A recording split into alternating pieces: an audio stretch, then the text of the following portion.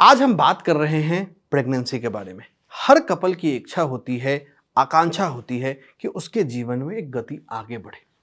But बहुत बार ऐसा संयोग होता है कि बहुत सारा प्रयास करने के बाद, लाखों रुपए मेडिकल उपचारों पे खर्च करने के बाद भी संतान की प्राप्ति नहीं होती है। चाह कर भी जितने प्रयास हैं वो विफल होते हैं। आज हम जानेंगे ज्योतिष के उन पहलुओं के बारे में, उन हिस्सों के बारे में जो हमें बताएंगे कि ये समस्याएं क्यों आती हैं, और फिर हम जानेंगे कैसे हम इन समस्याओं के ऊपर जीत सकते हैं। सबसे पहले बात करते हैं पहले हिस्से के बारे में। अगर किसी भी कपल के कुंडली में अगर पितृदोष है किसी भी वजह से, तो वैसी परिस्थितियों में संतान प्राप्ति में कष्ट होता है या बाधा आती है। अगर बार बार मिसकैरेजेज हो रहे हैं या बार बार एबॉर्शंस हो रहे हैं या परिवार में ऐसी हिस्ट्री रही है मिसकैरेज और एबॉर्शंस का, तो वहां जरूरत है रुककर, पॉज कर सबसे पहले पितृदोष की शांति करने का। क्योंकि पितरों के निमित्त की गई शांति उस बाधा का प्रभाव, उस बाधा के नकारात्मक प्रभावों को कम करती है और हमें संतान प्राप्ति में हमारी मदद करता है। पहली बात। दूसरी बात, अगर किसी व्यक्ति का, खासकर हम अभी महिलाओं की कुंडली की बात करते हैं, तो महिलाओं की कुंडली में पंचम भाव, सप्तम भाव और नवम भाव, इन तीनों भावों पे अगर क्रूर ग्रह की दृष्टि है या इन भावों के जो लॉर्ड्स हैं, जो स्वामी हैं, उनका अगर क्रूर ग्रहों के साथ संबंध बन रहा है, तो वैसी परिस्थिति में भी संतान प्राप्ति में डिले होता है। अगर हम पुरुषों की बात करें, मेल्स की बात करें, तो 11वां भाव, पहला भाव और तीसरा भाव, इन तीनों भावों में अगर क्रूर ग्रह है या इन तीनों भावों के जो भावपति हैं या हाउस लॉर्ड्स हैं, उन पर अगर क्रूर ग्रहों का प्रभाव है, तो वैसी परिस्थिति में भी संतान प्राप्ति में डिले हो सकता है, संतान प्राप्ति में बाधाएं आ सकती है।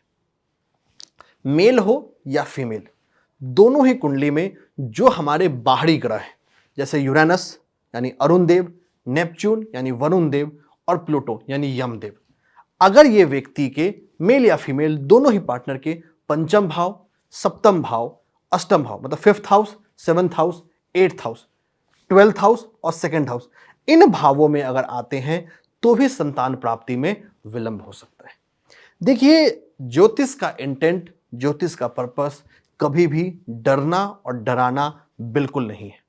इन भावों की, इन परिस्थितियों की ऊर्जा ये है, इनकी इच्छाएं ये हैं कि अगर ये युतियां, अगर ये परिस्थिति हमारी कुंडली में बन रहा है, तो उस परिस्थिति को समझते हुए, उस परिस्थिति को जानते हुए हम पहले से उसके निमित्त उपाय करें, उसके निमित्त प्रिवेंटिव रेमेडीज करें और साथ ही साथ जरूरी प्रिकॉशंस अपने जीवन में जरूर लें।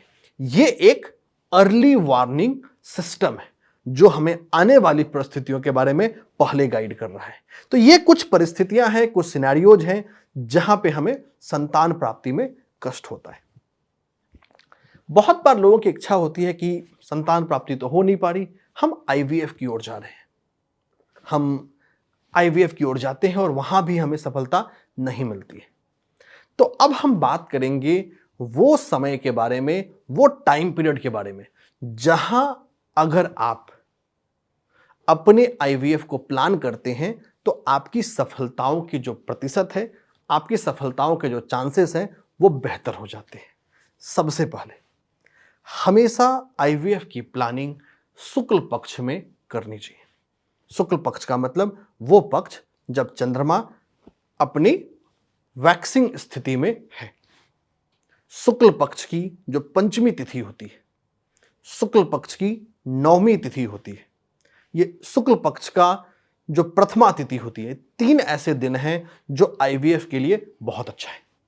दूसरा, अगर पर्सन का, जो व्यक्ति है जो आईवीएफ के लिए प्लान कर रहा है, बोथ हस्बैंड और वाइफ, उन दोनों के चार्ट में चंद्रमा, गुरु और शुक्र, इन तीनों का चंद्रबल और ताराबल, गुरु बल और शुक्र बल, ये अच्छा होना चाहिए।